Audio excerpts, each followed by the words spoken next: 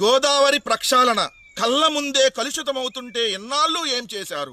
అధికారులు నిలదీసిన deputy CM Pawan Kalyan. ఓరి మీ ఆశాలో 2 సంవత్సరాలుగా ఆ గోదావరి నది మీద నుంచే తమరు ప్రత్యేక హెలికాప్టర్లో పోతున్నారే పిఠాపురం. మరి అప్పుడు గోదావరి కలుషితం కనపడలేదా? 2 సంవత్సరాల తర్వాత గుర్తొచ్చిందా? ఇదే గోదావరిలో ఇదే కలుషితం అవుతున్నటువంటి సంగతి నీకు ఇప్పుడు గుర్తొచ్చినందుకు సంతోషం మిస్టర్ పవన్ కళ్యాణ్ గారు. ఇది సీజ్ ద షిప్ తరహాలోనే మీది కామెడీగా అవ్వకుండా చూసుకోమని చెబుతున్నా.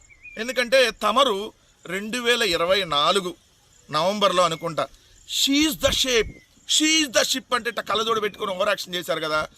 2025 నవంబర్ పోయింది, సంవత్సరంన్నర దాటిపోయింది, షిప్పు పోయింది, బియ్యము పోయినాయి, మళ్ళీ షిప్ వచ్చింది, మళ్ళీ బియ్యం ఎక్కించారు, మళ్ళీ షిప్ పోయింది, మళ్ళీ షిప్ వచ్చింది, మళ్ళీ బియ్యం ఇప్పుడు ఎక్కిస్తానే ఉన్నారు. మళ్ళీ ఇప్పుడు వెళ్ళేమన్నా సీజ్ ద షిప్ చేస్తారా దాన్ని?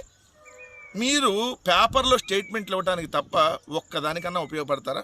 100 రోజుల్లో మత్స్యకార సమస్యలన్నీ పరిష్కరిస్తా అక్కడని చెప్పి స్టేట్మెంట్ ఇచ్చి వచ్చారు. ఉప్పాడ పిఠాపురం నియోజకవర్గంలో ఏమైంది? 100 రోజులు దాటింది, 200 రోజులు దాటింది, ఏమైంది సమస్యలు? ఆంధ్ర పేపర్ మిల్లుకు నోటీసులు జారీకి ఆదేశం. ఇప్పుడు నోటీసులు ఇస్తారు, రేపొద్దున వాళ్ళు డబ్బులు ఇవ్వగానే మళ్ళీ ఇదంతా వార్త ఉండదు.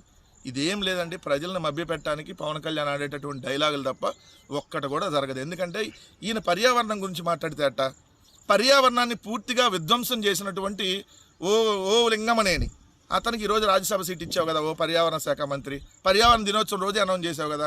నువ్వు పక్కన వెళ్ళి కోడి చెరువులు కబ్జా చేస్తున్నావు కదా. నువ్వు వెళ్ళి అదే అక్కడ ఏదైతే కొండకి గుండు కొట్టేశారు, బోడిగుండు అయిపోయిందని ప్రచారం చేసి ఈరోజు అసలు కొండలే లేకుండా పూర్తిగా తొలచేసే కార్యక్రమే చేస్తున్నారు కదా. మీరు ఇలాంటి డైలాగులు చెప్తే ఎలా?